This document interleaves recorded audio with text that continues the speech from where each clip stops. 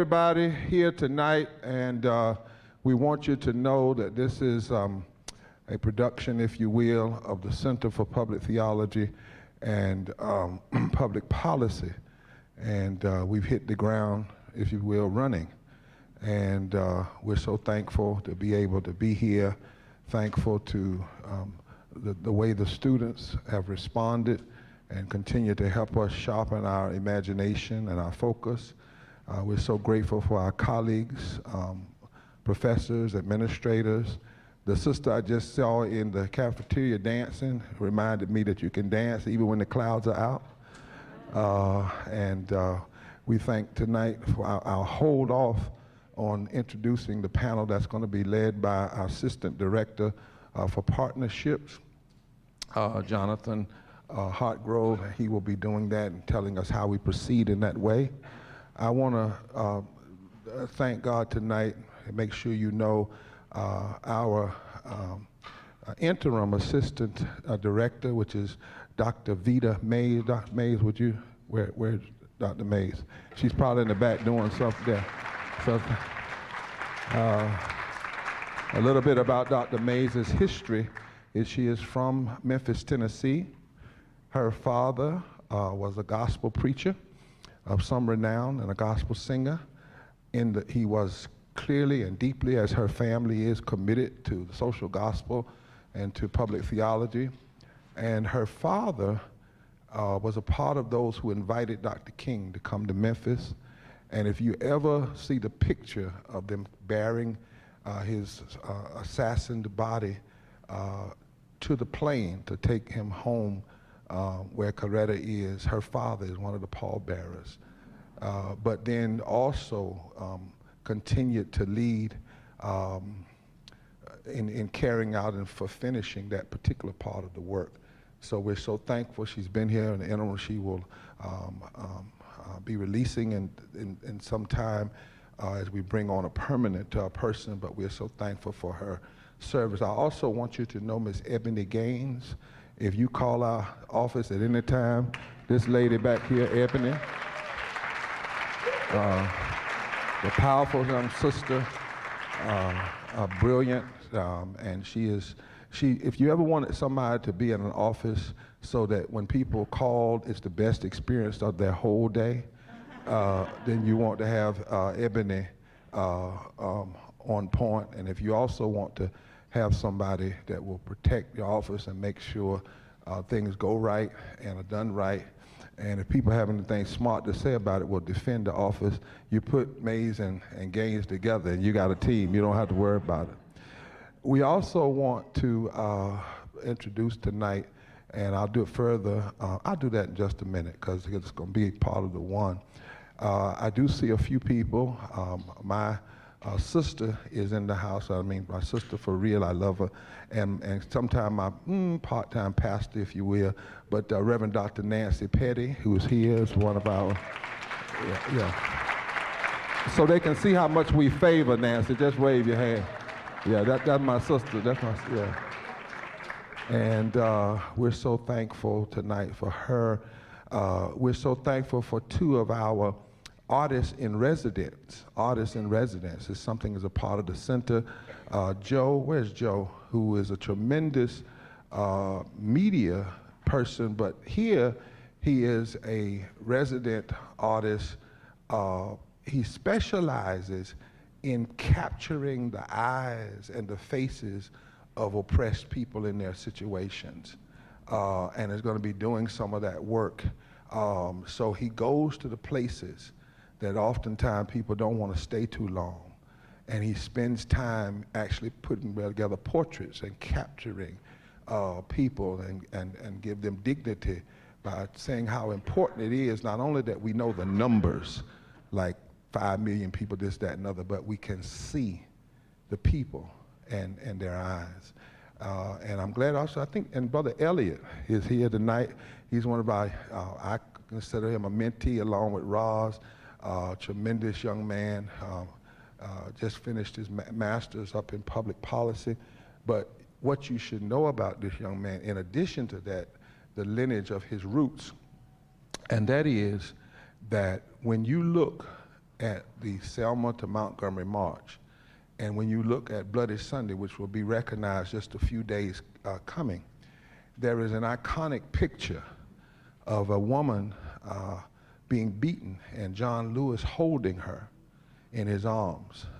She lived to be almost 100 years old. And I can remember before she died, I went down there to preach, and the second year I was there, she leaned over and said, well, I think that I might be able to go on now because you all can handle and hold. You remember, y'all, she said that to both of us as we were sitting there, that she could die because she believed that we would continue. This is her nephew of Annie, say her whole name, Amelia Boyington, who kept alive, along with about 8 other people, the movement for voting rights years before King or John Lewis or Snick, before Diane Nash, any of them were there. She was in that. She was an incredible, powerful, erudite teacher, but she was clearly a movement woman. And when she got up from that beating, she came right back. She came right back. And Elliot has that same kind of tenacity running through his veins, and so we're thankful.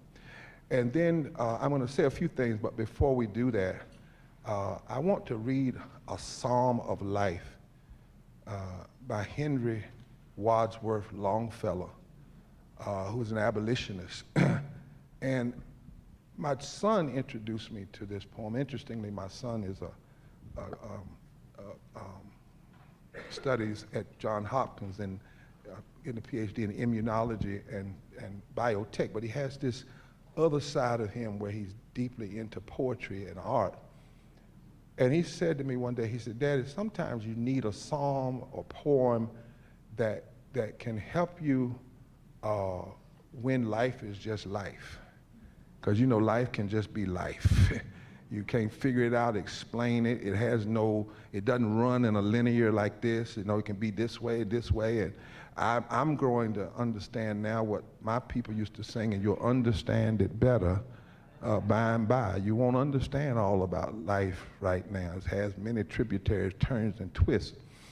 But Longfellow had gone through some pain in his life regarding the movement, regarding death of his family members, his own hurt, some of his personal relationships. And he wrote these words. It's called a Psalm of Life. And I think it has something to say to us in the midst of all that's going on now. What do I do with this thing called life? I don't know about you, but I had to struggle with it when I met a woman from Montgomery, Selma, who lost 25 members of her immediate family within a 30-mile radius, primarily because Alabama would not extend Medicaid. And they died because they just were scared, literally, to go to the hospital. So they held on, didn't know if they had COVID, but were afraid to go to the emergency room, afraid. And she lost 25, her whole immediate family was wiped out in a month. And after hearing that one day, I became kind of musing. I was musing, and I don't know if it's depression or, I actually asked God the question, why am I still here? Why am I still here? What is the point? I mean, this woman lost 20, she didn't deserve this. People deserve, I have health care, she didn't. You just start struggling with what we call theodicy in formal studies, and struggling with that. And why am I still here? I know I've faced death before. Why is it that this poor young lady could lose 25 members of her family in a 30-mile radius? And why am I still here? I know I've been around COVID. I have an immune deficiency. Why did it take those 25 and not me? And over in the night, the ancient one, the spirit of the times, said, wrong question. Wrong question. Because the truth of the matter is, none of us can ask that question. Why are we still here? you don't even know the dangers seen and unseen that you faced. And you won't know it till sometime later when the video recorder of your life is turned on and you can see behind you. So none of us know, why am I still here? But maybe we can know, or at least probe and wrestle with, what am I supposed to be doing since I'm still here? I mean, the truth of the matter is all of us got 6 minutes at best. If any of us were without breath for 6 minutes, it wouldn't be a good thing. There are some folk that can hold their breath 15, 20 minutes, but they're trained and but for most of us, 6 minutes without air would not be if we were still living. So what do we do with our 6 minutes, our 6 hours, our 6 days, our 6 weeks, our 6 months, our 6 years, or our 60 years? And maybe the answer is not, why am I still here? But what do I do? Longfellow was wrestling with that question. And in the 1800s, he wrote this, a psalm of life. Tell me not in mournful numbers, life is but an empty dream, for the soul is dead that slumbers, and things are not what they seem. Life is real. Life is earnest. And the grave is not the goal. Dust thou art, and to dust returnest, was not spoken of the soul. Not enjoyment and not sorrow is our destined end or way, but to act that each tomorrow finds us farther than today. Art is long and time is fleeting, and our hearts, though stout and brave, still like muffled drums are beating funeral marches to the grave. In the world's broad field and battle, in the bivouac of life, be not like dumb-driven cattle, but instead be a hero in the strife. Trust no future, however pleasant it seems. Let the dead past bury its dead.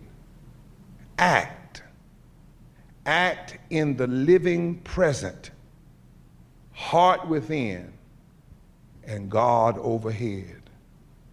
Lives of great men all remind us we can make our lives sublime, and departing leave behind us footprints on the sands of time. Footprints that perhaps another sailing over life's solemn main, a forlorn and shipwrecked brother or sister, seeing those footprints shall take heart again. Let us then be up and doing, with a heart for any fate, still achieving, still pursuing. Let us learn to labor and to wait. And in a real sense, whether we're dealing with housing issues or voting rights issues,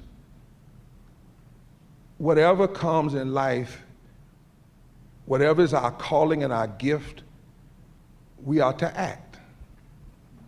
They used to say we don't get to choose the birth date and we don't get to choose the death date, but we live in the dash.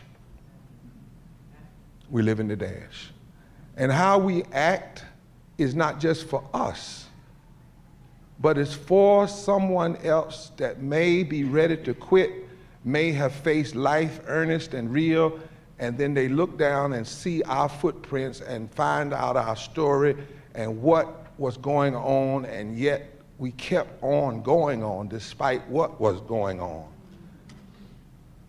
And they grab that example and they too keep on. The question is never, why am I still here? The question is, what am I to do with my still here? Yara Allen goes across this country as a child of the Pentecostal tradition, and she performs something called theomusicology, where she literally embeds herself in people's minds and hearts in community where they are struggling. And by the way of the Spirit, she listens to what they say. She looks at how they walk. She looks at the tilt of their head and the batting of their eyes and the tears in the corners of their eye. She listens to the shrill of their voices as they describe their reality, whether it is being without housing or whether it is not having health care. And in the midst of that, she listens until she hears a song or a rhythm or a note. And then she begins to work from there and produce a song for the movement and a song for that community and a song for that issue. She's done it time and time again. It is a gifting that comes from something much higher than us. She's the only person in our entire movement that can at any point when we're having rallies, stop the rally. She can walk up to me and she can say, Reverend Barber, we got to sing something right here. Because it's not about singing. It's about finding the key that the movement is in at that moment. Because every justice moment has a song.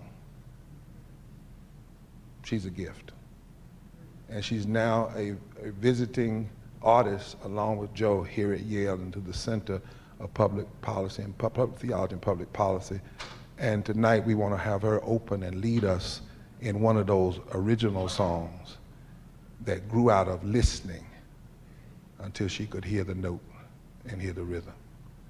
Yara Allen.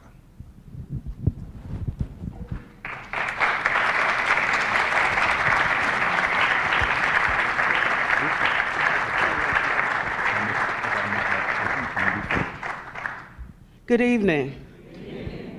Y'all look so good. You look like a choir. So I'm just saying, we're holding tryouts. I know you didn't know. So do this for me. La. You're in. You're in. That was good. So we're talking about the crisis in housing. And for some time now, we've seen, I'm in the movement, and I know that you, as you move about, have seen the devastation. And whether we were in the holler in West Virginia or the Tenderloin out west or in Western North Carolina, the crisis has been great. And 2020, COVID hit. The crisis, it just exacerbated that crisis. And you know how hard it is to see someone lose a home, someone sleeping on the street. I'll never forget out in the Tenderloin. We were out there at Glide Memorial Church. And as we were getting into the vehicle that night after the service, I looked over at Pastor Uzziel. And we were waiting on our ride, and it just started to rain, and there was a lady curled up on the cement with only her hands for a pillow. And she looked to be about 9 months pregnant. And she got up, she walked to the sidewalk, she stretched, she took care of a few personal needs, and she walked back to that place and curled up. And I've never been able to unsee that. When I complain about my water's moving too slow, I've never been able to unsee that. And it hushes my mouth and makes me grateful. So there's a song that was born in Western North Carolina. We've actually been singing this here on campus just a little bit. And there's one of our singers right here. So we got a ringer. And the song was born during the fight with Duke Energy around the coal ash spill. And it was during that time that people lost homes. They became sick. They couldn't work. They couldn't pay for their homes. So they were homeless. And this song was born that night that we listened to all those testimonies in a town hall meeting. People standing and talking about how their bodies were withering and their children going through remission. 10 years old, 14 years old, in remission. Let that sink in. And so that night, this song was born. Somebody's hurting my brother. And it's gone on far too long. And we won't be silent anymore. Because the thing about music is, once that tension is there, we recently talked about this here. Once that tension is there, somebody's hurting my brother, somebody's taking our health care, somebody's doing this. And it's gone on far too long. Well, what is the release? What's the answer? We won't be silent anymore. And so I'm going to ask you in choir fashion if you would stand. And we ask that you stand. Our motto is we stand together because we stand together. So it's sort of symbolic. We're going to do this pretty fast, but I always do this just to get a mental picture. Raise your hands if you're an alto. Raise your hands if you're a soprano, tenor, bass, baritone. Now, some people did not raise your hands. Okay. Raise your hands if you are a shower singer only. Some of the same people raise their hands. Something's not right. All right?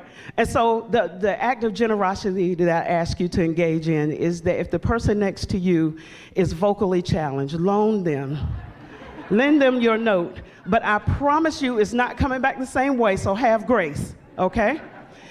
All righty. Here is the choir rehearsal version, and then we're going to go right into it because it's sort of like a call and response. I'm going to say, somebody's hurting my brother. Now, this is a zipper song, which means you can drop in the lyrics that you need to drop in. Wherever you go, whatever your fight is, drop those lyrics in. You don't have to stick to brother, sister. Somebody's hurting our people, and it's gone on far too long. So I'll say, let's start with that. Somebody's hurting our people, and it's gone on, and your response is far too long. Yes, it's gone on.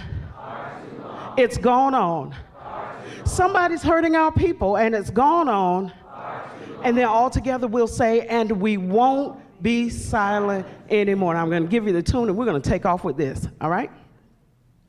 Oh, somebody's hurting our people, and it's gone on far too long. Oh, you've heard it?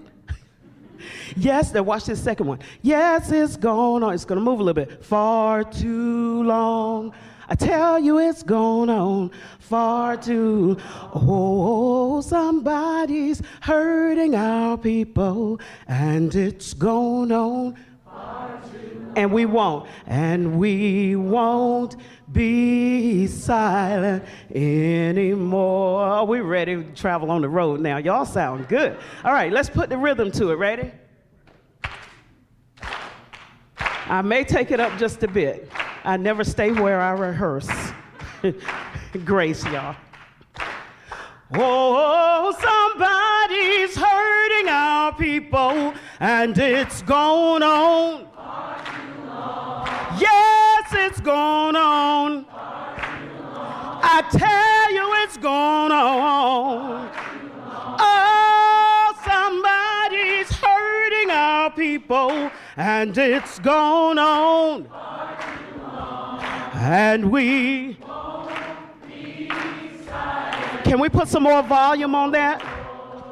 Did you hear? Somebody's hurting our families, and it's gone on.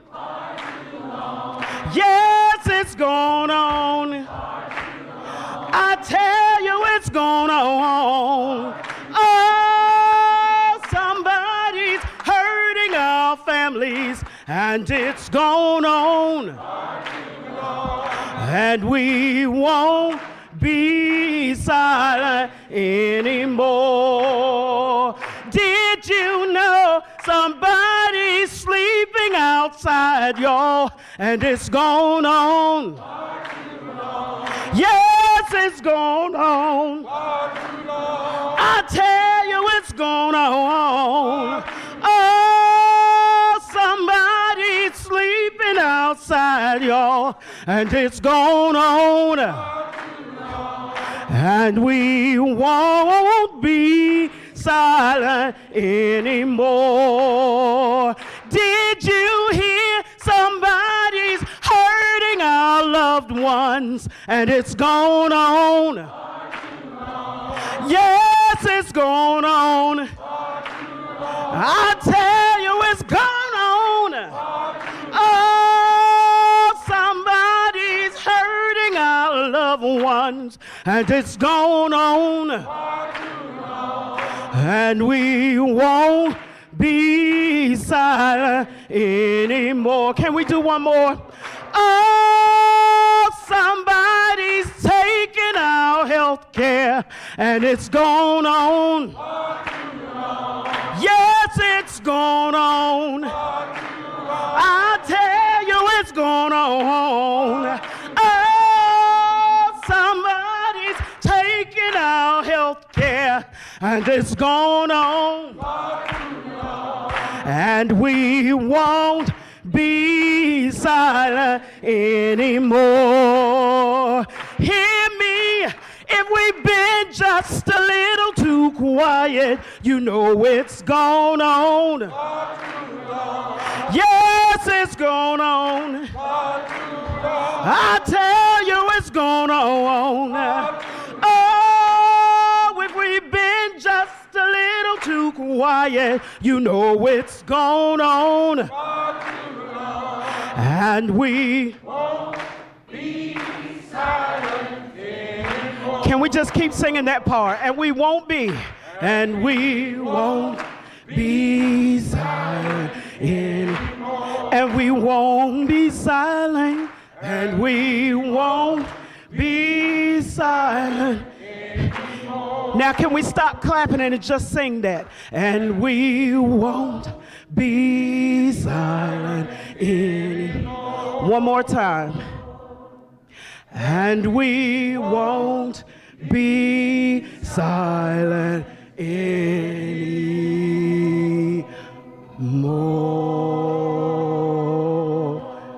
Yeah.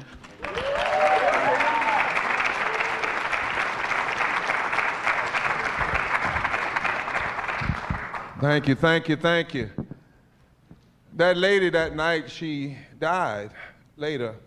She told us that night she would not live, but she lives in that song. And it was her expressions that allowed Yara to hear, because wounds talk, and allowed her to hear. And all over the country now, people sing that song. And places, I can be on the plane and somebody will say, we won't be silent anymore. It's become one of the anthems of zipper song anthems of the movement. Tonight is the first edition of a lecture series that we envisioned at the center. We would have at least 2 of them. And these lecture series would be a place where we would bring people together to think deeply, bring people together to wrestle with books and other things that have been written. One of the things we've said in the moral fusion movement, the Forward Together movement, is the worst thing you can do is be loud and wrong. And so we like to we don't separate the academy from the activism. We think that is a false dichotomy and should never be separated. And so I won't introduce who is going to lead us tonight, but what I am going to do is introduce us to the namesakes of this lecture. We decided when this center came here that we wanted to name each thing that we did after people who have done it, people who have been in the trenches. And I'm not going to give a full, broad, long rendition of their resumes, but to say a couple of things very significantly and why this is the Pellis, McShirley, and Equivon lecture series, and shall be henceforth and forever. Al McShirley, where's Al? Right there, is a nationally recognized civil rights lawyer. Went back to law school at 50. What you should know and why we recognize him tonight with this lecture series in his namesake is because he did work in Kentucky to organize black and white folk, to bring East Kentucky and Louisville together. There were forces that saw what his work as being so dangerous that for doing that work of bringing people together, they charged him with sedation and attempted to convict him, put him in jail. They also blew up his house, talk about housing, from under him and his wife, because they dared to bring black and white people into the same house, into the same space in Kentucky. His work continues to live. He was awarded some years ago by the NAACP as a National Civil Rights Lawyer of the Year. I can't tell you the number of cases Al has taken when nobody else would. I know I've been arrested at least 18 times, and he's been there every time. But he is a tactician when it comes to movement and movement building. And Al, we wanted tonight, for the first lecture series that the center would have, is to make sure that your name was placed alongside this center. And I won't read each one of them, I'll read this one. It says, this certificate is proudly presented to Al McShirley in recognition of his outstanding contribution, lasting legacy of excellence, dedication, and inspiration, and as a tribute to his remarkable achievements and unwavering commitment, the Center for Public Theology and Public Policy at Yale is honored to establish the Apelles McShirley Equivon Lecture Series.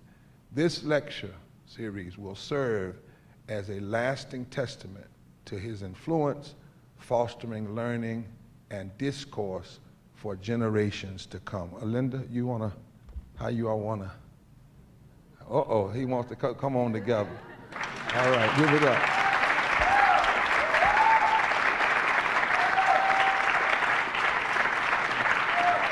And we'll make sure that this is listed on all of our things, and you'll have a remark at the end. Somebody say Al McShirley. Yeah, Al McShirley.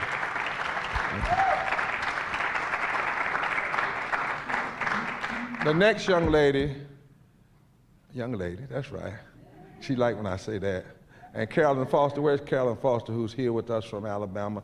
Her and Nancy were pulled in by Roz to work with our intern program. Roz Pellis I equate her to the modern day Ella Baker, and then some. She went to college in North Carolina, went to law school at Howard, has spent her entire life in movement building, labor movements. There's not a major movement in this country that has happened since the late 50s, early 60s that Roz Pellis hasn't in some way had something to do. Somewhere her handprint, her thinking, her pushing for us not to just lift up protest signs, but to first do an analysis, understand the political moment that you're in, and then do heavy thinking around what meets this particular moment, as opposed to just picking up doing the same thing over and over again. What meets this moment? And she has brought that into this movement. She is a sister beloved for me in particular. She gathers us, she pushes us. She served as years of the leading civil rights lawyer for the AFL-CIO, the entire AFL-CIO, which is powerful and significant in and of itself. She has been at the heart and the pulse of both pushing the labor movement and critiquing the labor movement. She's been at the center of persons who ran for president before we even had, say, a Barack Obama, in the early days when the Jackson campaign was envisioned and when Rainbow Push was envisioned. And I could go on and on and on. And she is willing to come out of retirement sometimes to engage. We called her out of retirement in 2013 to serve with us in building out the Moral Monday movement, which if it wasn't for Ross Pellis, I suspect the Moral Monday movement would not have been as sustained as it was. Give you a quick thing and I'll move on. We were in the middle of the Moral Monday movement. People getting arrested. I mean, we'd had something like 700 people had already gotten arrested. Every week, thousands of people were coming, and I got a call from Ross Pellis, and this is what I mean, but the gift. She says, Reverend Barber, you have to leave. I said, leave where? She said, you have to leave the movement. We have to gather 10 or 15 people, and we've got to go to Highlander. And I said, Ross, but people are going to be here Monday, and folk are coming. And she said, and if you can't be away a day, then it's not a movement.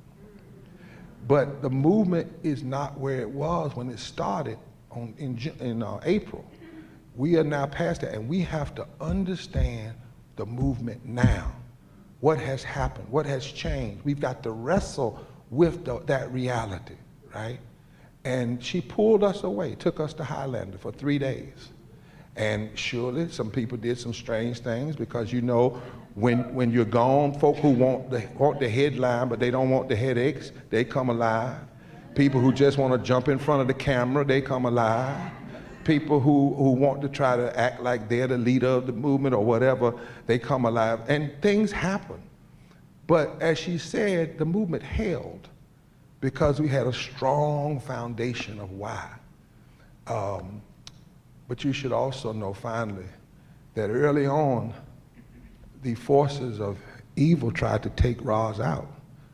In 1973, 79, on camera, in a collusion with the Greensboro, some of the members of the Greensboro Police Department and the KKK, as they were leading people from a housing project, where one of their fights was about housing. The Klan was allowed to come in and allowed to cut, stab, and shoot those that she was marching and leading with. Her husband was shot in the back with a shotgun, and he survived and lived, but 5 people didn't. One of them was the student government president at Bennett College. Another one was a doctor, and so forth and so on. A man that we just laid to rest this past Saturday was stabbed, Nelson Johnson. And yet, she came through that experience, I think, committed in a way to truth and love and justice that is phenomenal, because she could have lived forever with bitterness and hatefulness and just walked away. She had the tools of academia to do something else, but she had the heart of a lover of people that wouldn't allow her to do anything else, but continue to ask the question, where are we now? And what is it that we're called to do? She has been serving as a member of the team here at Yale.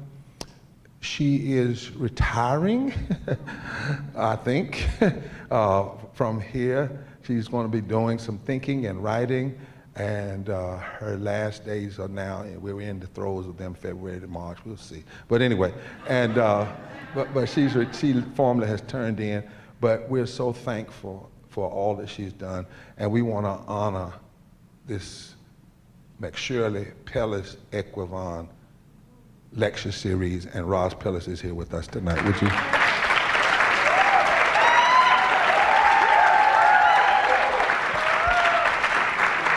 Thank you so much.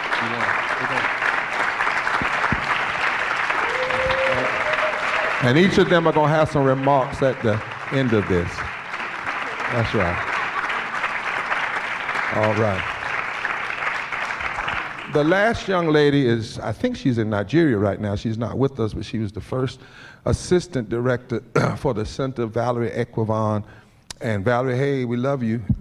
But what you should know about Valerie is I met Valerie when we were in the middle of the North Carolina NAACP versus McCory case. The voting rights case that challenged the worst voting suppression case post the Shelby decision. Post the Shelby decision, it was the absolute worst. It was the case that was supposed to turn everything around. And they filed it, and within a few minutes of them filing it, we filed our case. And Valerie Atuahene was a young lawyer from Howard, and she was a researcher on that team. And my God, did she research? Did she find things? Did she make sure that the lawyers had what they needed? And we took on the state of North Carolina. They had $6 million, Brother Forman. We had pro bono lawyers. They had an all-white male group of folk. We had a diverse group of people. They said we couldn't win. The Justice Department asked us to back off some of what we were pushing because we wanted to go after intentional discrimination and so forth and so on. They kind of wanted us to pull back. The movement said no. Valerie was in the trenches. I mean, some days working 16 hours a day as a young lawyer, not getting the glory, not up there at the front, not arguing the case, but making sure that the lawyers had what they needed to argue the case. And when the dust cleared, we won that case. The Fourth Circuit said that the North Carolina legislative body had engaged in racism with surgical intent, and that they had created a legislature that was unconstitutionally constituted. And we won that case. And it went to the Supreme Court, the Roberts Supreme Court. And the case was so strong that they didn't even touch it. They said, "I'm not touching this." And it set the model. And in fact, Attorney Elias, what's his name, Rob? Mark Elias said that case changed the way he approached voting rights cases, because normally what you do is go out and get all black plaintiffs. But Valerie was a part of the team that went out and found black plaintiffs, white women, farmers, churches, pastors, veterans, all of this diversity, and help do the research to show not only the racism toward black people, but the collateral damage that it was causing for all people, and why even white people had standing in the case. And she helped us argue that voter suppression creates an impoverished democracy. And we won. She's not with us tonight. I think she's in Nigeria. She's planning on going back, doing some PhD work. She is a lawyer from Howard, but I think she's planning on going back and getting some PhD. But we want to honor Valerie Atuahene, who's the youngest member of this team. And I said, thank goodness. And so if y'all give her a hand. So we're so happy tonight, and I'm going to now do the job I'm supposed to do at this point, and that is turn this mic over to Jonathan Hartgrove, and he'll tell you what he wants to about himself, but then move us forward in this lecture series. I want to introduce a conversation that I'm so glad you all are here to be part of. You have in your hand, if you got here early enough, and if you didn't, please stop by the table after we're done, but you have in your hand a book called Plundered. And we have with us this evening a legal scholar, an activist, and the author of this book, Bernadette Atuahene. So glad you're here. And I want to invite you to just come on up and be right here at the center, because she's going to, in her own way, introduce the argument of this book. And then I want to introduce a couple more people, and I'm going to get out of the way so there can be a conversation. She brought with her, let me introduce Alexandra Nichols, who's come all the way from Detroit. Give her a hand. She made that journey.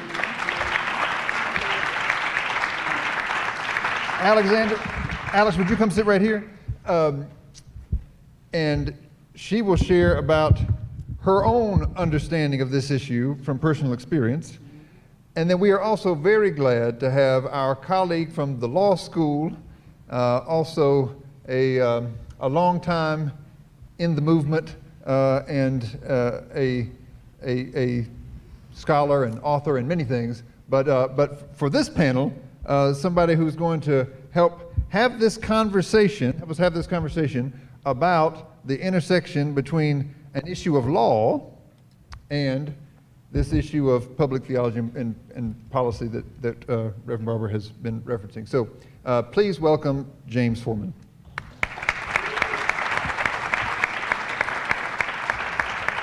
And I'm going to hand this over to you. Let me have that water, Jonathan, the other one. Yep. The half open. Thank you. Hi, good evening, everyone, and thank you all for coming to this event. So before getting to the book, I wanted to tell you a little bit about my background and how I came to this work. So my parents immigrated to America from Ghana in West Africa. And when I was a child, I knew I had 4 career options and 4 career options only. I could be a doctor, a lawyer, an engineer, or a disgrace to the entire family. Ooh. I was bad at math, so engineering was a no-go. The thought of even dissecting cadavers just makes me want to barf, so being a doctor wasn't in the cards. And since I did not want to be a disgrace, my only option was the law. Oh, wow. But I didn't want to be any old lawyer.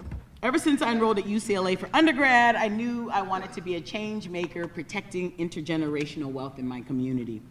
And when I commit to something, y'all, I am all in.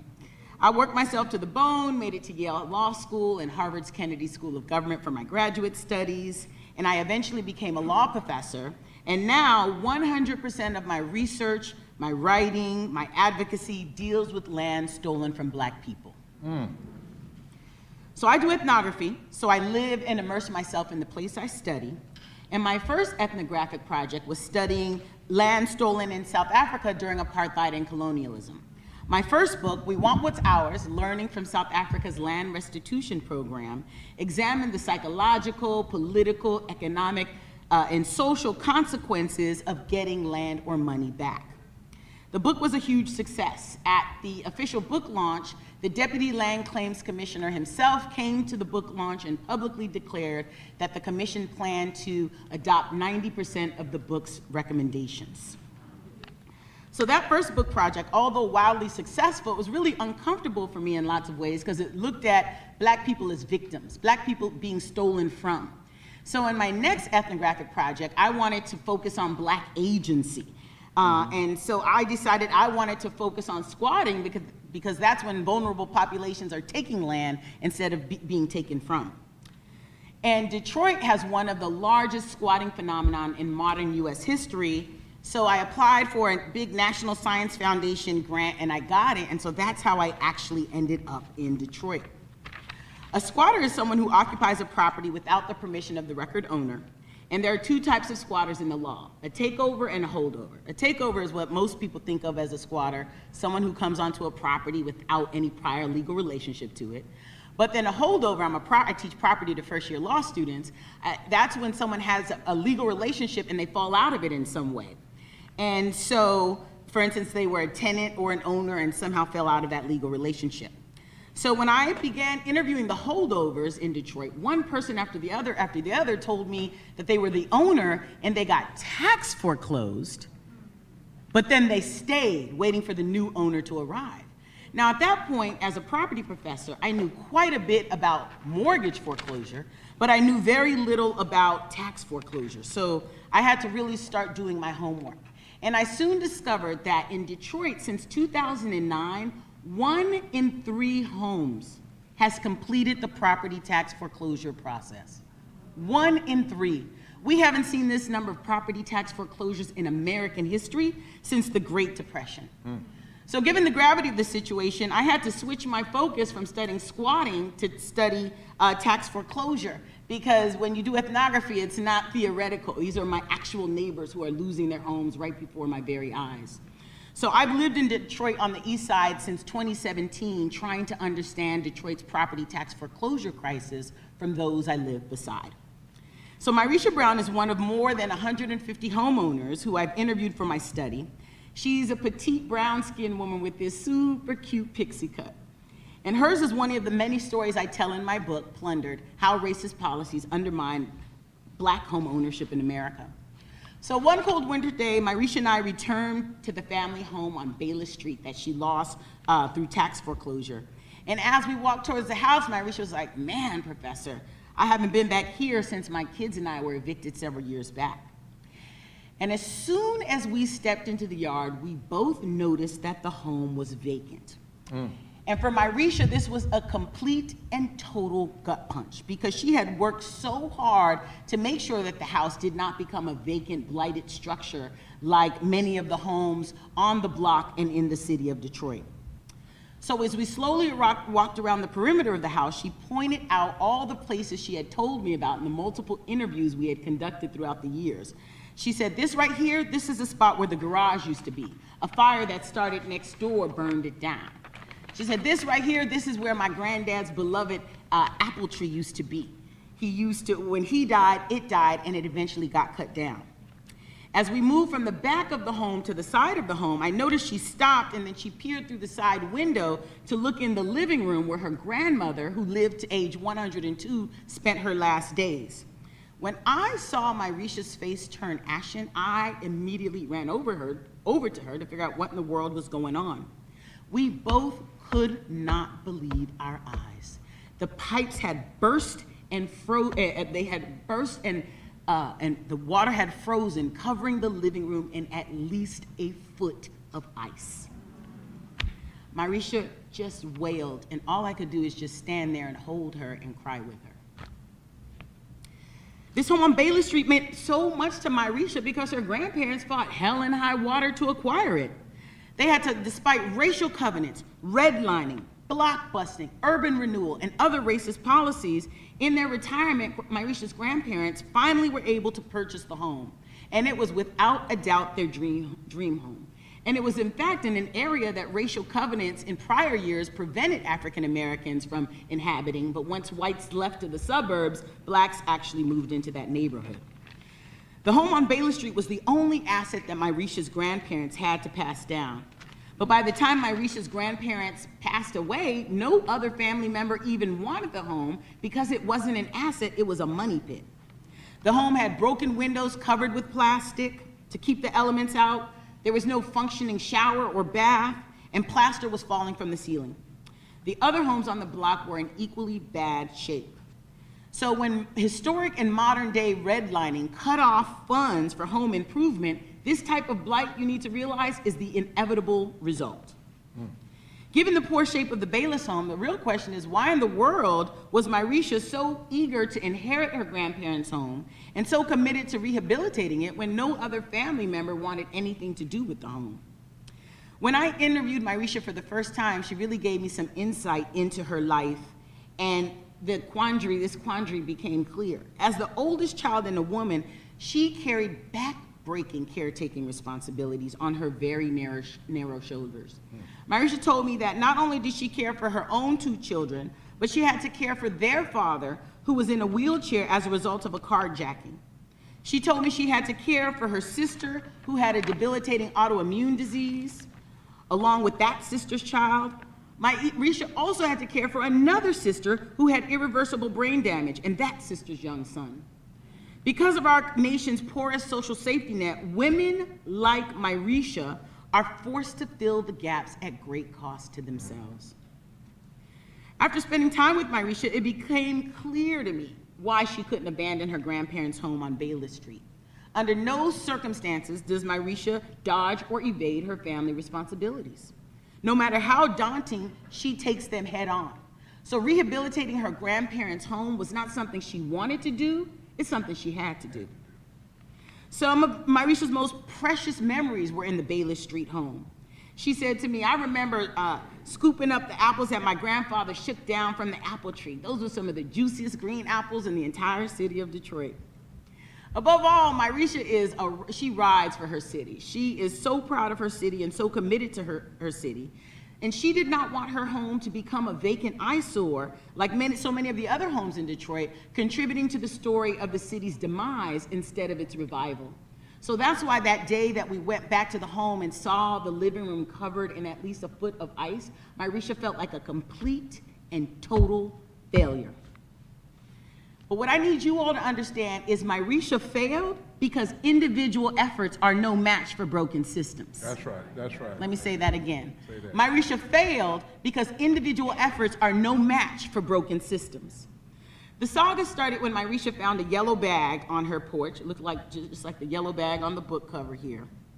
And when she opened the bag, she found a legal notice informing her that the property tax foreclosure process had begun, and if she didn't pay her property tax debt by March 31st of the following year, Wayne County would sell her home at its tax foreclosure auction.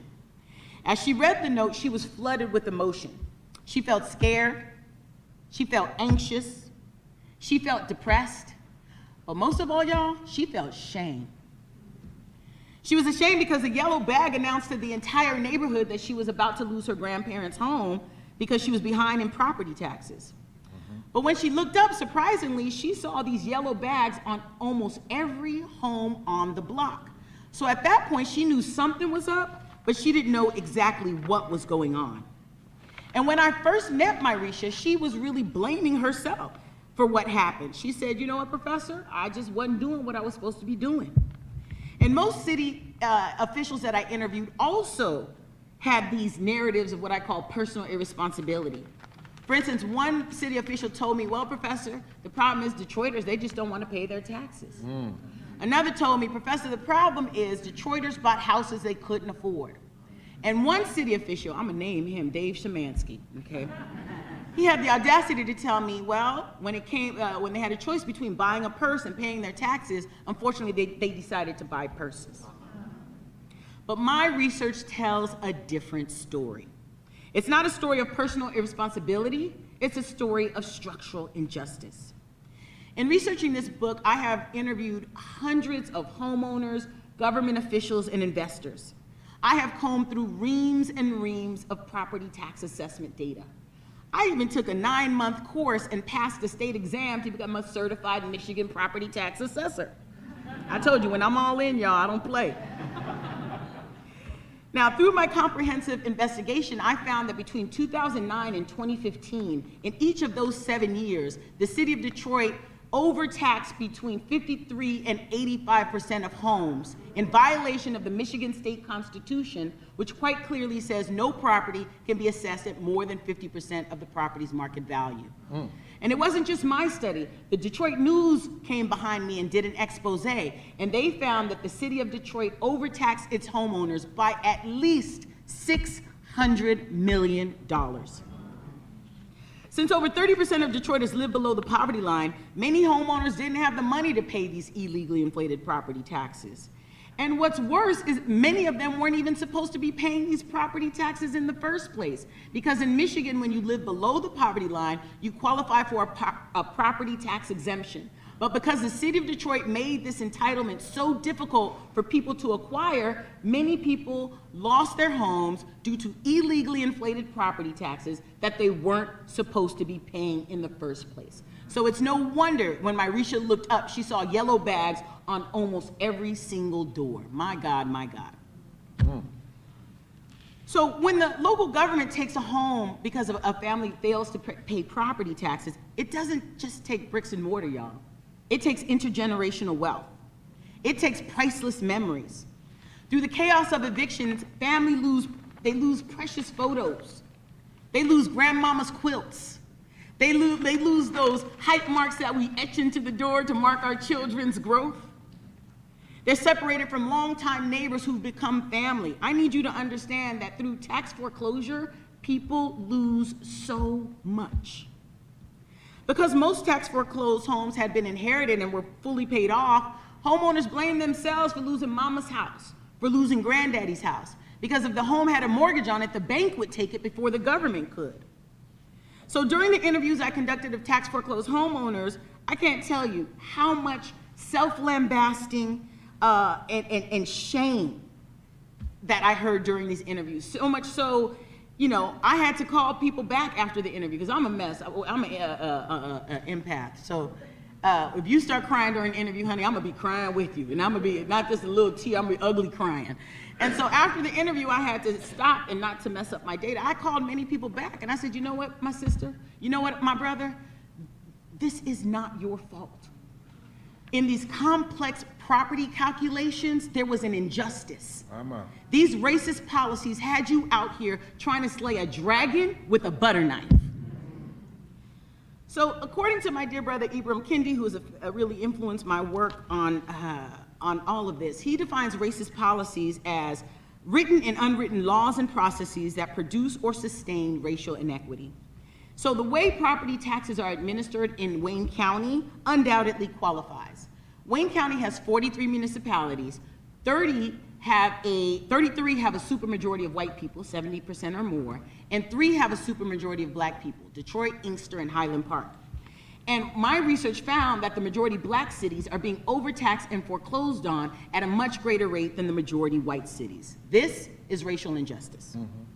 But this injustice, I need you all to understand, is not at all exclusively a Detroit problem. Detroit is really ground zero for a national problem. The most recent national study shows that blacks and Hispanics pay on average a 10 to 13% higher property tax rate than whites for the same bundle of goods, which equals on average about $300 to $400 more per year. So racialized property tax administration is a national problem that our nation has not yet begun to address. And more importantly, this is a quintessential example of what I call in my book predatory governance. This is when local governments intentionally or unintentionally raise public dollars through racist policies. We've seen predatory governance in Ferguson, Missouri. Beyond what happened to our precious brother, Michael Brown, there is an excellent DOJ report, and if you haven't read it, you should go read it. And it documents how the city of Ferguson engaged in unconstitutional policing, subjecting African Americans to excessive fees and fines. Who benefited financially? Not any corrupt police officer, but the city of Ferguson itself. Predatory governance is what's happening in Detroit and many other cities where the local governments are inflating the property taxes of black and brown homeowners. Who's financially benefiting? Not some corrupt public official, but the public coffers. So the good news is, just as Detroit is ground zero for this national problem, Detroit is also the epicenter for the resistance. Because I always say the people who are closest to the problem are also closest to the solutions. So once my research exposed the structural problems, this information really lifted the shame and allowed homeowners to stop beating themselves up and made room for righteous indignation so the fight back could begin. And in 2017, my students and I joined with over a dozen grassroots organizations to create something called the Coalition for Property Tax Justice. And we have 3 goals and 3 goals only. The first goal is to stop these illegally inflated property taxes, not just in Detroit, but nationally. Our second goal is to stop the ongoing foreclosures in Detroit until we can make sure that when people are foreclosed, they're foreclosed because the amount they actually had to pay and not these inflated amounts. And our third and final goal is to provide compensation. So before I went to law school, I was a community organizer in South Central LA. So when I got these results, we got to work organizing. And by building community power, we are able to secure several significant wins. As a group, we have halted roughly 13,000 tax foreclosures by pressuring Wayne County's treasurer to place a moratorium on owner-occupied homes in 2020, 2021, 2022, 2023, and 2024. We're working on 2025 as we speak. We've helped over 1,000 Detroit homeowners successfully apply for a total of $4.4 million in federal ARPA funding to pay their illegally inflated property tax debt. We've appealed the inflated property tax assessments for 1,000 Detroit homeowners free of charge, and we've even secured $6 million from the city of Detroit for compensation. Most importantly, through the Dignity Restoration Project, we're raising $10 million to compensate people like Myrisha, who lost their homes because of tax foreclosure due to illegally inflated property taxes that they weren't supposed to be paying in the first place. Can you do that list again? I want all the students, so we make sure we write that down.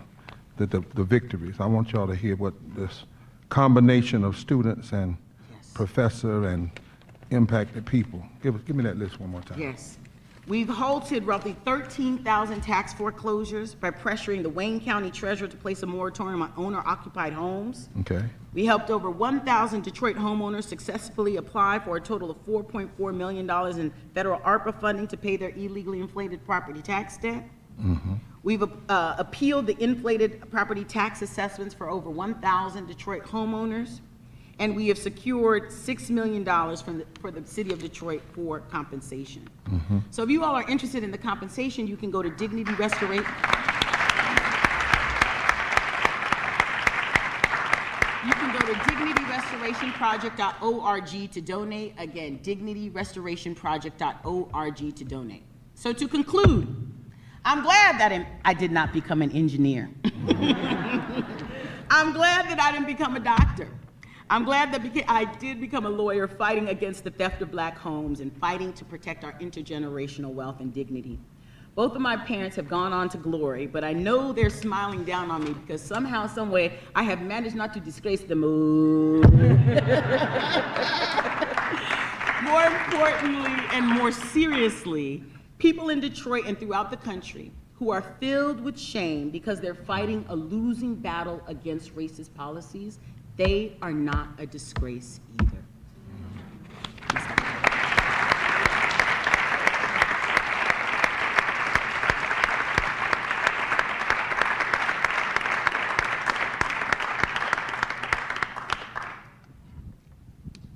No. I'm going to ask a few questions, but before we get into that, I want to have Alex share her story as well. I'm a Detroiter. I'm a Piston. I'm a Lion. Okay, I don't play in a team, but I'm one. Okay, I'm a Red Wing. That's what we say. Okay, but it's hard to keep that feeling when you know a Detroit that's better than what the professor just outlined that we've been through.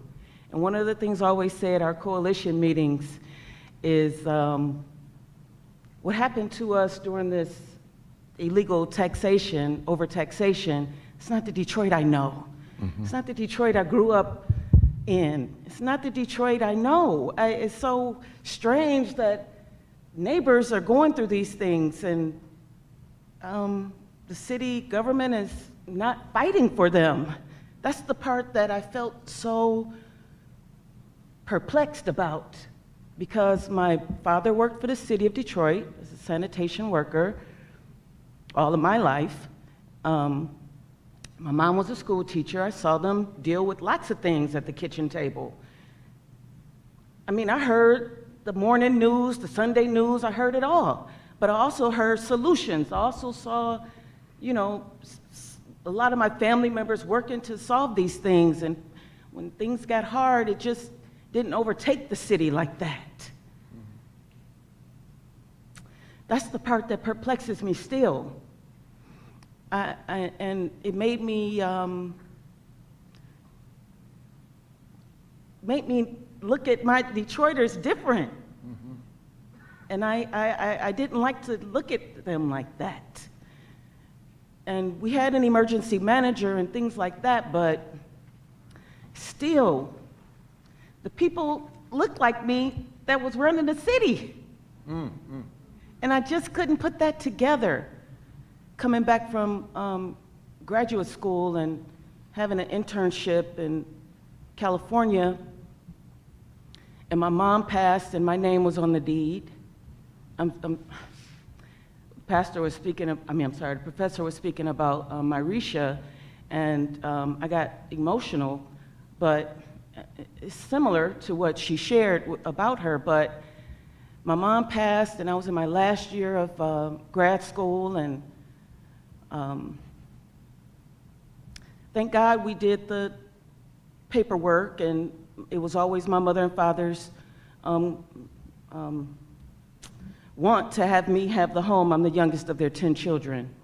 And so they sent us all to college.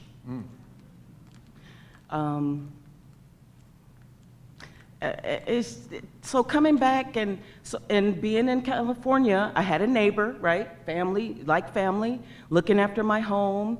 And so she called in 2014, Alex, you've got this yellow sticker on your door. I said, okay. So I called the Wayne County's office, get everything set up, payment plan, this and that. And in the payment plan, and as I'm moving through my career in Los Angeles, I injured myself, so I was on disability, so I wasn't able to keep up with my payments. But again, after I got on the payment plan, they put another note on the door. My neighbor called and told me it's another note on the door, and I called the offices again, and they said, well, at this point, I can recommend you to contact this nonprofit organization who helps Detroiters bid for their homes back with the regular county system. They've been doing this process for years. So it was a process that I felt confident about.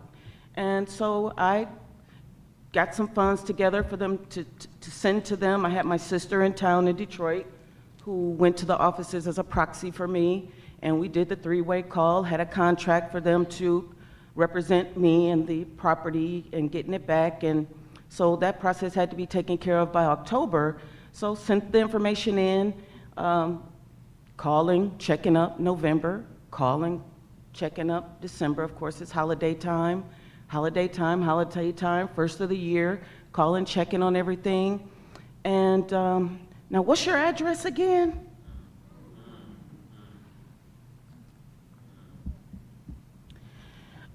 Your home is in the Michigan Land Bank. Oh, Michigan Land Bank. What's their number? Let me get them a call because I have an exemption. I'm a grad student. I have this organization helping me get my home back. Everything. Okay, so I'm calling around. Oh, ma'am, there's no Michigan Land Bank. They said there's no Michigan Land Bank. Oh, it must be the Detroit Land Bank, newly formed. Okay, well, let's get them on the line. I have all my paperwork. I have an exemption. I'm under this. I have disability. I'm a grad student internship. This is, and, oh, ma'am, oh, your address, what is it again? Your name, your property is on a list on a blight bundle. Blight bundle. An investor came through and made a pledge to purchase these 300 sheets of papers. Before it even went to the auction. Before it even went to the auction.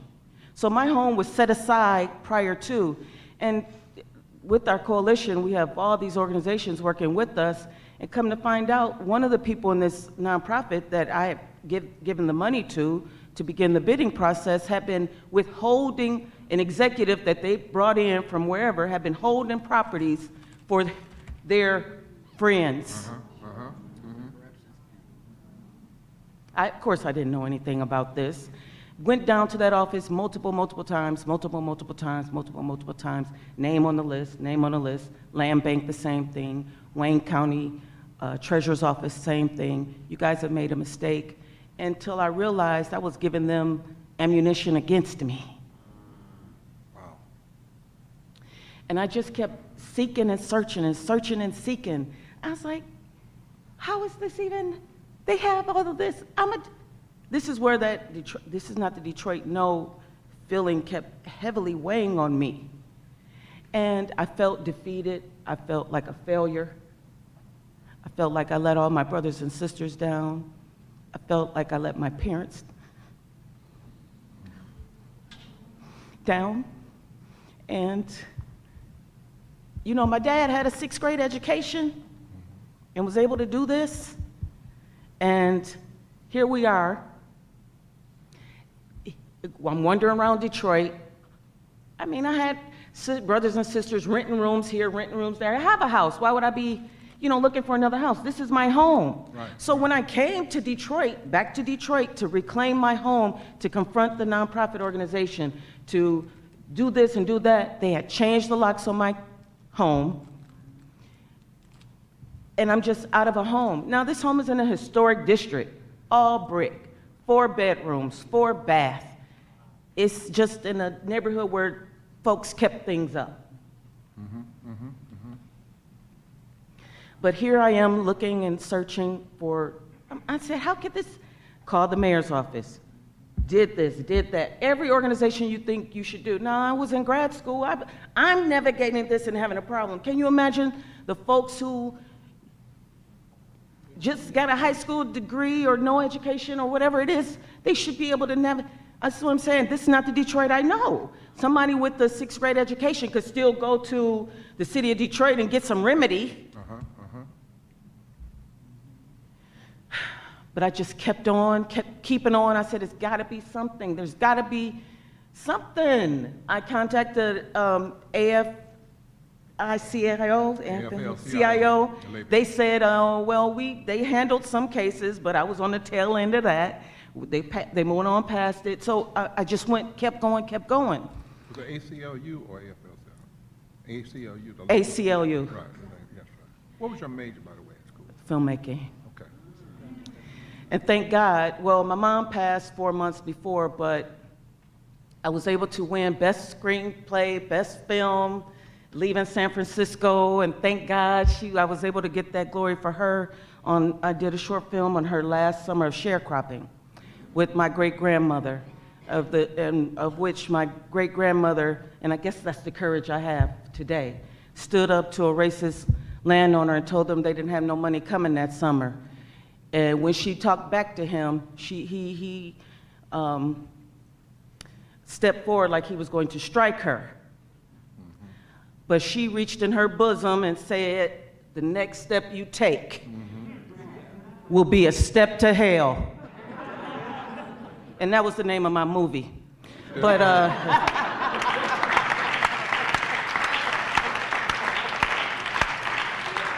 and Reverend Barber, you know my sister, Joanne Watson. Yeah. She passed in '03, but she wrote the book, Step to Hell, of the courage of my great-grandmother.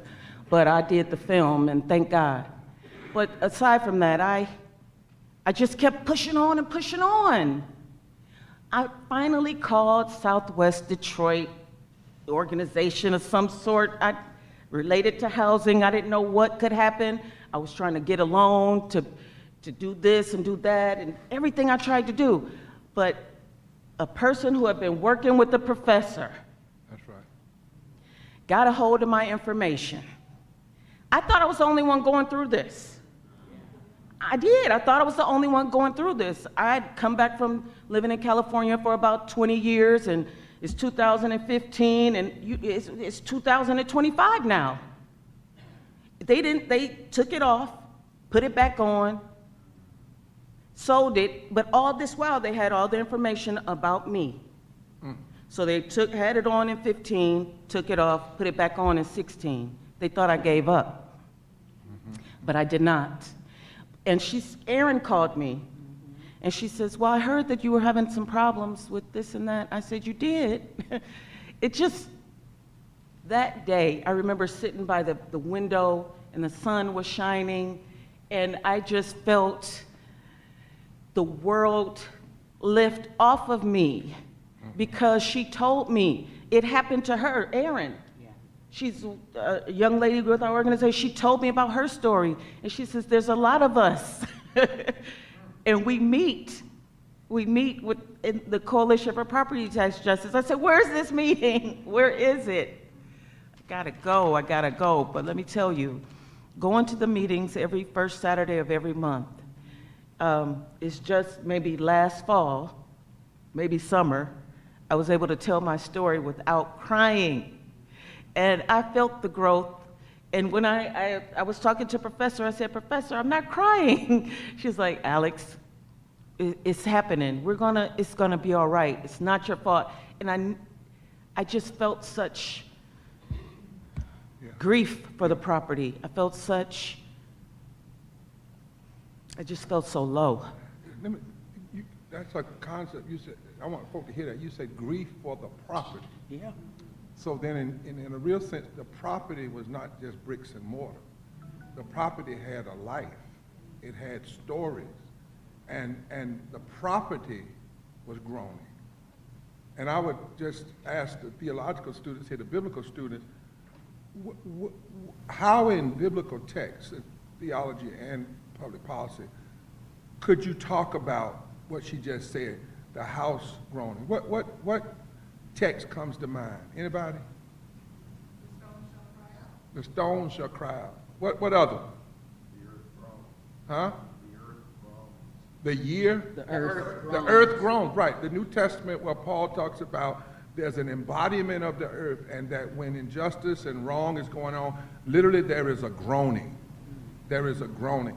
Because as she's telling the story, I'm listening theologically for how a group of ministers could engage. Now we know they could engage just because injustice, but from the standpoint of Christian biblicism and theology, what could be the foundation? And I thought about when you said something that I hope the students picked up on. She said, when I become involved, I live among the people.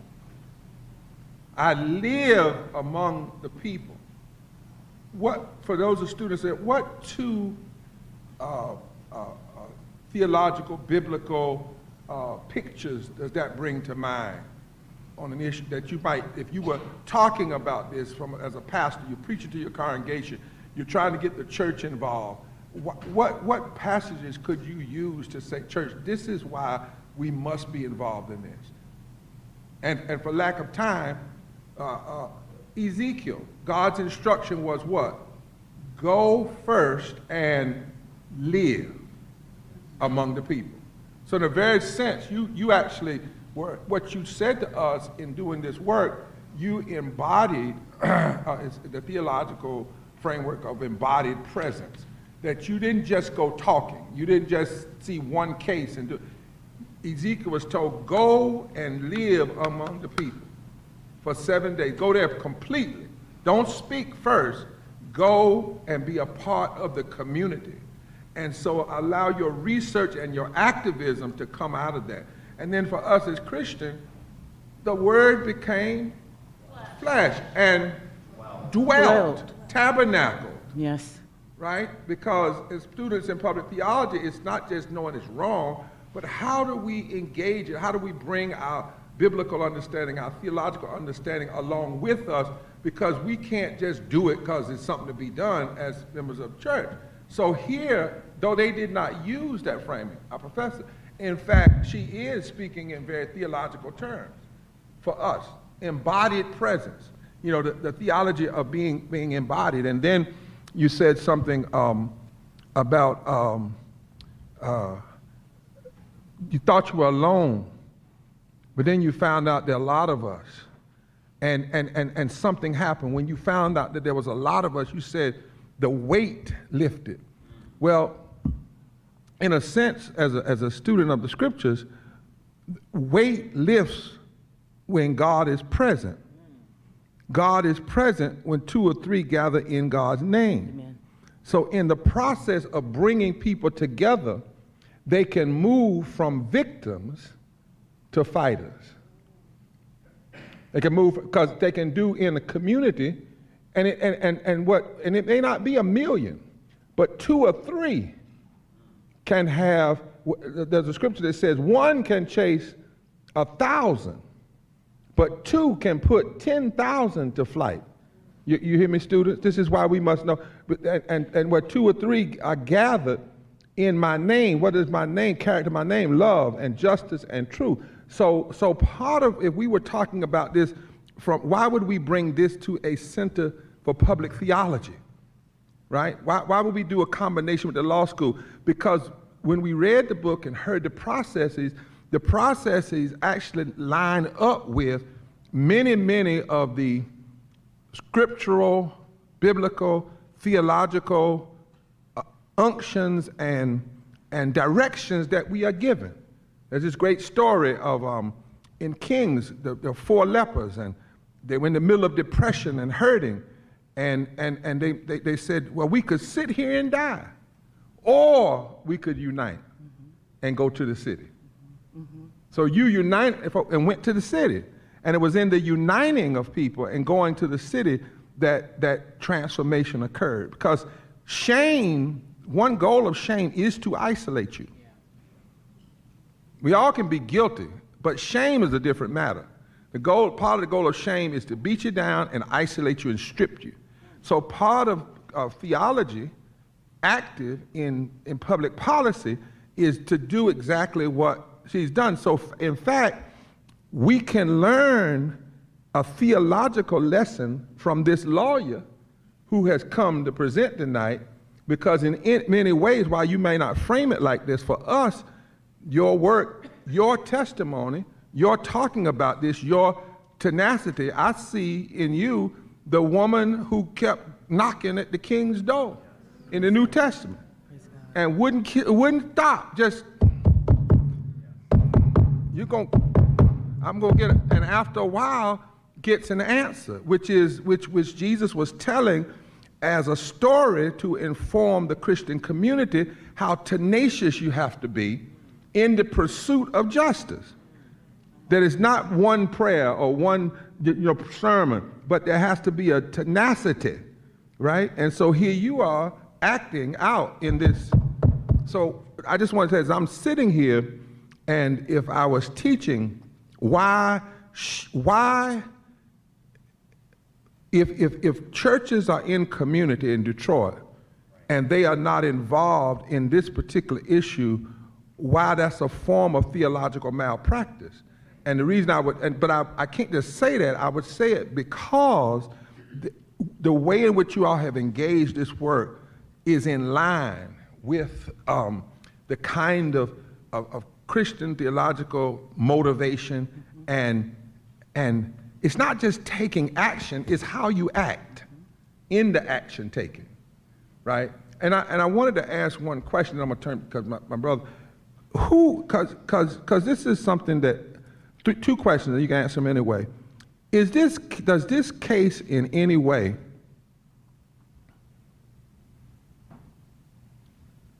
because Jesus was first, there was an attempt to kill him first was his home people. It wasn't some outsiders. Is this case in any way reflective of how the systems of racism or race, and by racism I'm talking about what you mean structural racism that has a disparate impact on communities. I'm not just talking about somebody calling you the N-word. I'm talking about structural reality, because I'm wrestling with a black city, but this is happening to black folk. And is there somewhere for a discussion of how black power, if not appropriated properly, can in fact be an enablement of racist policy? That's a serious indictment. That this is not coming from a majority white population of politicians. The second thing is and if you have any words on it, is who else got paid? Because I was going to ask you, I know the city coffers, but then she spoke a truth that came out that people were actually using this, and I'm going to ask, was the guy that was saving it for his friends, did he look like? They were white. They were white, but somebody had to know. Somebody knew. And so there's this mix, it's complicated, if you will. In other words, you can't just easily point it out and say, white folk did this. One thing that Al taught me is that you can't do that when you're talking about racism, just point based on color. The racial disparate impact can come from many places at the same time. Am I right on that? I'll say something about that, which is, in my work, I talk about racist policies. I don't talk about systemic racism. I don't talk about structural racism. Why? Because systemic racism, structural racism is so big. What do you do about it? It's debilitating. It's disempowering. But when you talk about racist policies, number one, it's language everybody can understand. Gotcha. Number two, it moves us away from notions of intent.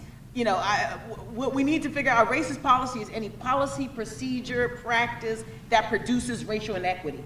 That's whether the inequity exists or not is all that matters. right? We don't care what you meant to do or who meant to do it or what color you are. Right. All we care is that this policy, practice, or procedure is producing racial inequity. And that's the other good thing, again, about this move, and again, this is a move Ibram Kendi made, and he convinced me, which is then, when you talk about racist policies, it forces a person articulating this argument to enumerate the actual policies underlying the racial inequity. In my case, it's that the city of Detroit is overtaxing the lower valued homes. It's that an 18% interest penalty is added to any property tax debt, as if the problem is you have the money but don't want to pay it, right? An 18% interest penalty is just, if you're poor and don't have it, that's just making it worse. But in the book, I enumerate the policies, and that's the beauty, because now when you call it racist policies and you're enumerating all the policies that are involved in that racial inequity, now we can begin the work of disassembling those policies. Right. It's about going from general structural racism, systemic racism, to the very specific, identifying the racial inequity and the policies that led to it. And once you call out those policies, we can all start doing the work of disassembling them. The policy, right. Yeah. And for those of you that are students in Christian theology, if you notice, like even in Jesus' first sermon, the Spirit of the Lord is upon me to preach good news to the poor, which, and you go down, he's naming policies, if you will. He's naming actual realities in people's lives and how the Spirit of God puts us contrary to those things. And it's not about whether or not they're coming from Herod, coming from Caesar, coming from whoever. It's the fact that they exist. Now, that does not mean we dismiss the human actor, but it means that what we can hold folk accountable based on the policy. And I know in our movement, when we talk about racism, we always say we're talking about policy racism. We're not talking about, do they, as Ibram Kendi said, does somebody dislike you because of the color of the skin? That's not where we're at. That's not, we want, whether they like you or not, the issue is this policy doesn't like you. And if they are, and you can wrestle with whether they like you and all of that, what we're gonna wrestle with is getting this policy shifted. Because the policy is, in fact, has a racist impact. That's right. Yeah. Any policy that produces racial inequality is a racist policy. Gotcha. And it doesn't matter if it's a black person, white person, yellow, whoever. The only thing that matters is if this particular policy is producing racial inequity. Dr. Forman, I'm gonna, because of the time, I wanna, and let's thank the courage of the testimony, this sister.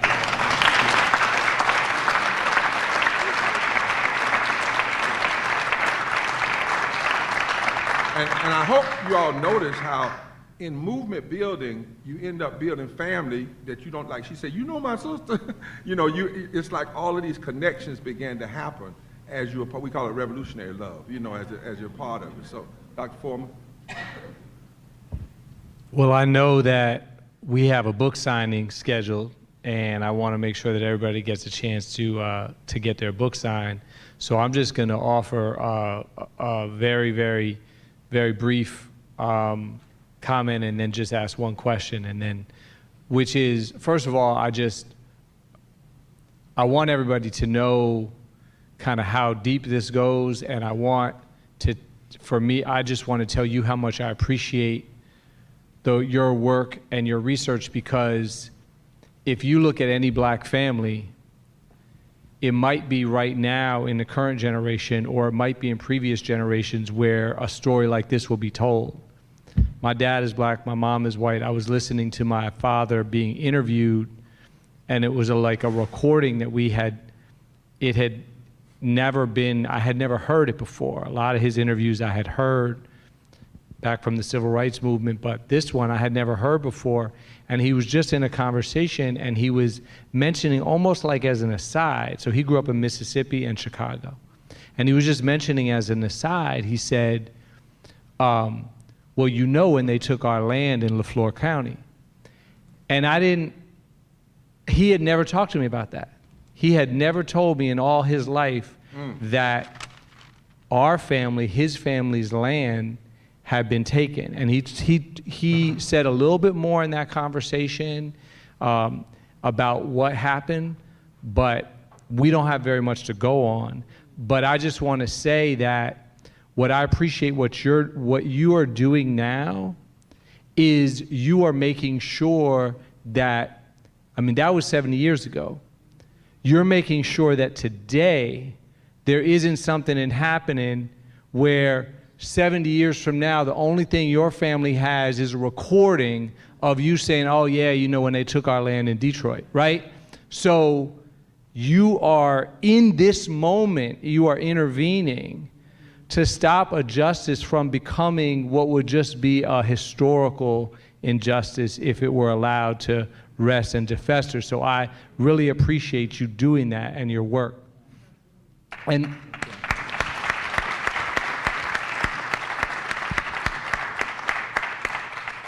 the other thing that I want to say to Reverend Barber and to you as well is, you know, in the very beginning, Reverend, you said, well, you reject the divide between academia and activism. You said we don't live by that divide. Right. And all I want to say is tonight's program, you could not have picked a better way, a better book, and a better leader, because professor is a law professor. Right. But I just want to make sure you know, like 99% of the law professors that you might invite, we're not going to give a talk like that. And we're not going to be leading a movement like this.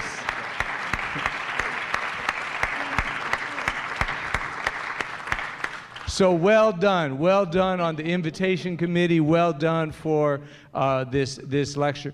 I'm only going to ask just one question because I want to honor people's time, which is, it's a little bit of an extension of the question that Reverend Barber asked a minute ago when he was talking about the complexities of this issue, of this happening in a majority black community with a lot of black decision makers at some level, not exclusively for sure, because you're talking about the state of Michigan and Wayne County. It's complex, right? You got a lot of private interests, but at least at some level, right? There's a lot of city officials who ran on the notion that they were going to look out for somebody like you and your neighbors, and they are not doing that, right? I guess my question is, as you opened with a story of your first book in South Africa, and you said your book was a wild success, and you said at the launch, the minister of, I think it was, you said, land claims came and said, we're going to implement 90% of what's in your book. My question to you now is, what's happening? What's the reception in Detroit?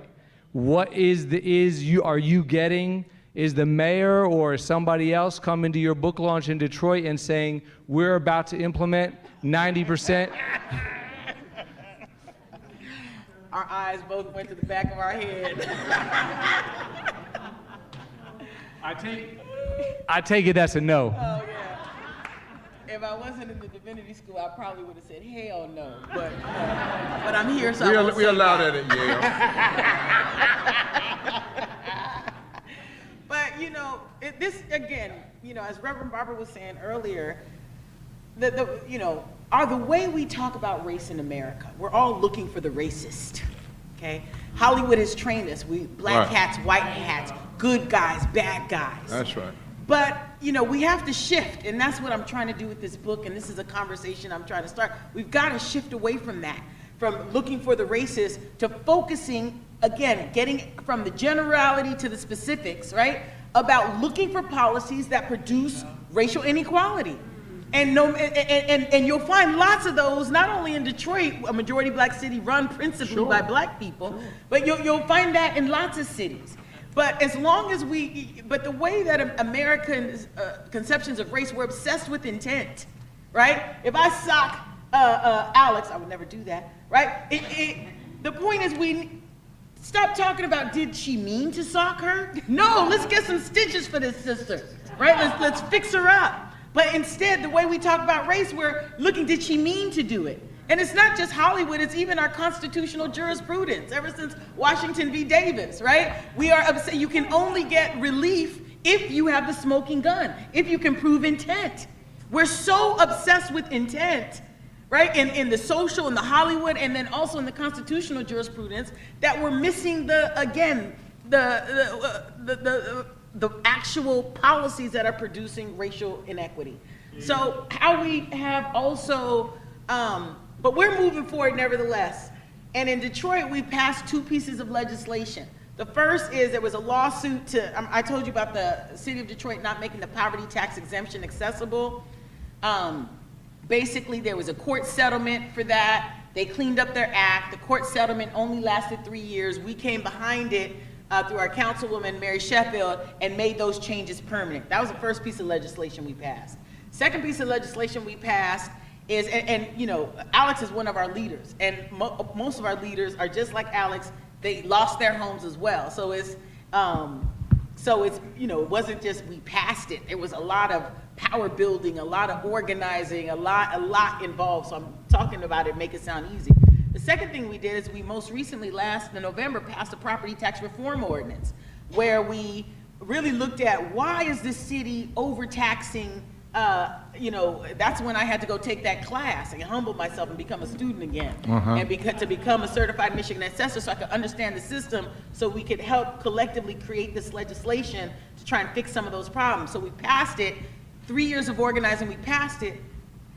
One of the main features of it is the city has to produce a study to determine if they are over-assessing people. That study was due last year, January. Do you think that study is done right now? Absolutely not. So now we're fighting to get the thing we passed, the historic piece of legislation, implemented. So, and again, and the mayor's white, but everybody else is black. So if you understand this as white and black, you're missing the whole thing, right? This is about, you know, this is really about, I don't know what it's about, actually. Well, one of the things that it's about is that the phase 1 of what we're doing, working with the Dignity Restoration Project, is that we'll provide a $5,000 stipend to 2,000 families, to 2,000 of the families hardest hit by this illegal overtaxation. So this is phase 1. We're not just working to. When Reverend Barber stopped me when I said I grieved for my home, the dignity part, I felt like I let them down and my parents down, the shame that I'm bringing on my family, the shame that these other, and then the folks that have passed on that never gonna get any compensation through COVID and whatever natural means. But this Dignity Restoration Project, even though some may not get their homes back, we're still working to provide some compensation and working with these folks to let them know it wasn't them. That's what she said every first Saturday, and it dried my tears. That's right. It's not your fault. That's right. It's not your fault, Alex. Let me run the numbers. You were overtaxed. It's not your fault. Everybody that comes, she lets them know it's not your fault. And it dried my tears, and I started seeing it more and more. And every person that comes, we've got another program to help them out with. We've got another area to, you know, if they're in the family home and it's not in their name yet, somebody died, we help them get it in their name. We try and find out what they've been overtaxed. We try and find out the details so that people can feel whole and have dignity.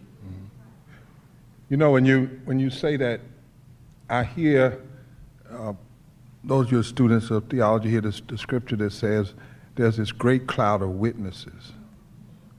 And what I hear is a kind of a reverse speaking to them. You know, you're saying it's not your fault, it's not their fault, but that cloud of witnesses crying out, if you will, saying, don't let this pass. Don't let this pass, which is something that we are supposed to hear, particularly as clergy and students in ministry. I was thinking about also the fact, Dr. Forman, this is exactly, though, the kind of Bible studies we ought to be having in churches, where you bring scripture and policy together. I would imagine, you know, one of the things we teach in the movement that that a church, somebody leading a church, when they go there, the first thing they should do is draw a 5-mile radius around that church and ask what policies are impacting the people in this congregation. What policies? Because if you look at the life of Jesus, Jesus did ministries based on what he met in community. He didn't go out, like if he met somebody blind, he dealt with that. If he met with somebody that had an issue of blood, he dealt with that. It was what was embodied in the community was then the work. People often ask, well, what should the church be doing? My question is, what's around it? Mm-hmm. What have you brought in the people that can tell you what's going on around it? What's the misery index? Because you have a responsibility and even if the first step of the misery index is to recognize it and to help people know it's not on them and they're not alone. This is a critical piece. The last two things I want to mention is that the Fair Housing Law in 1968 was the last of the trilogy of laws. You had the Civil Rights Act, the Voting Rights Act, and the Fair Housing Law that only got passed in the wake of Martin King's murder. The cities were on fire. Right now, and this isn't often talked about, I used to do fair housing for the state of North Carolina, and I didn't know it for years, is that the reason why people today want to get rid of quote unquote administrative state and get rid quote unquote of federal policies. I don't know if you know this, but every state by law is supposed to have a fair housing policy body that provides free assistance to anybody that has been discriminated against in housing, free legal counsel. And if they don't provide it, technically, the federal government can hold federal money. So what we see going on in that is actually a reversal. When you see folk trying to hold federal money to get people to act in unjust ways, that's not how it's supposed to be. The federal monies are supposed to be withheld if, in fact, the state is not providing plenty of assistance to an individual so they don't have to run everywhere to address a fair housing issue. So sometimes we just need to think about and remember how some laws were put in place. And I think this is important even in the church to make sure people have an understanding. Lastly,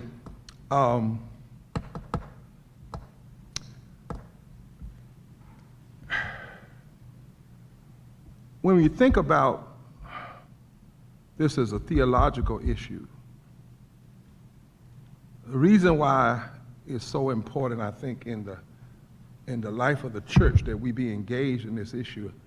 I remember when in the church I pastored, 5 people died from HIV and AIDS, and nobody knew it. And then when they didn't, and what they told were stories that weren't true about the passing. And when I heard about it, I decided to take an HIV/AIDS test before communion on a Sunday morning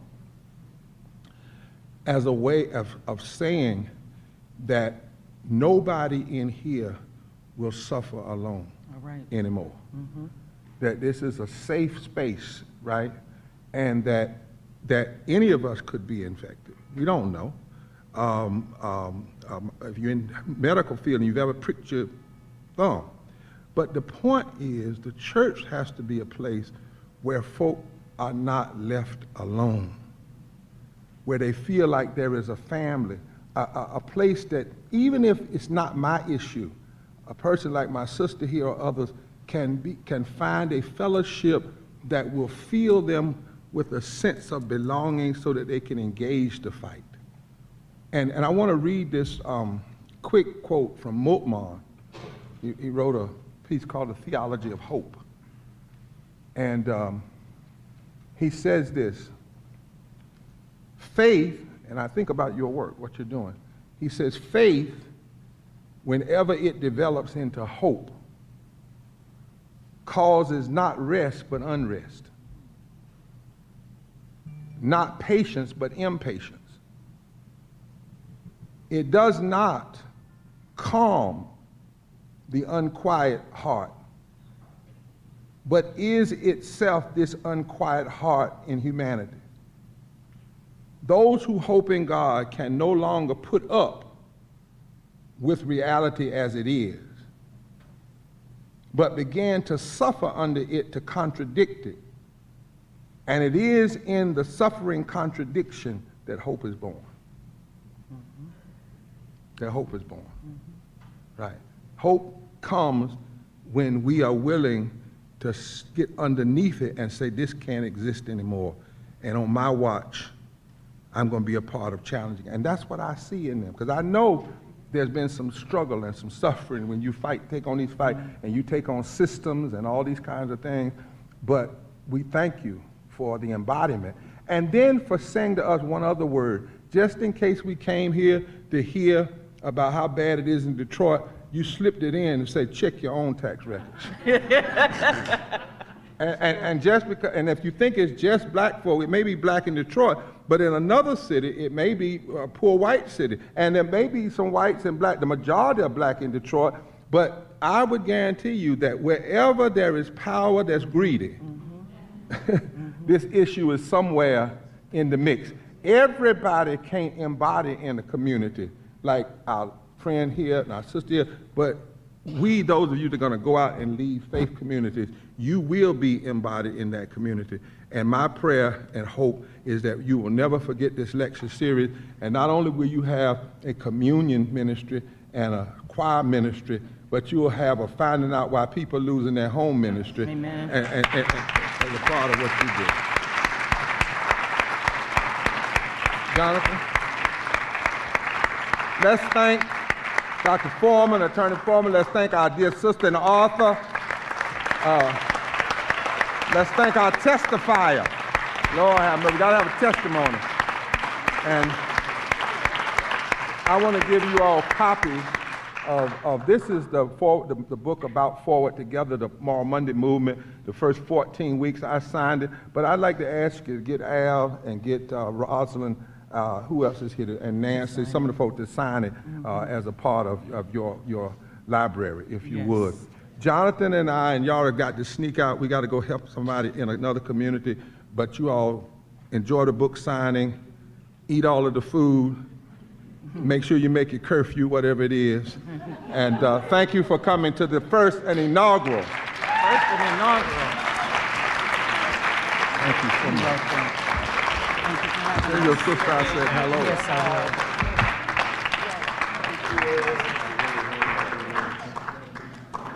will. Oh boy, I got another one to go to. Maybe I can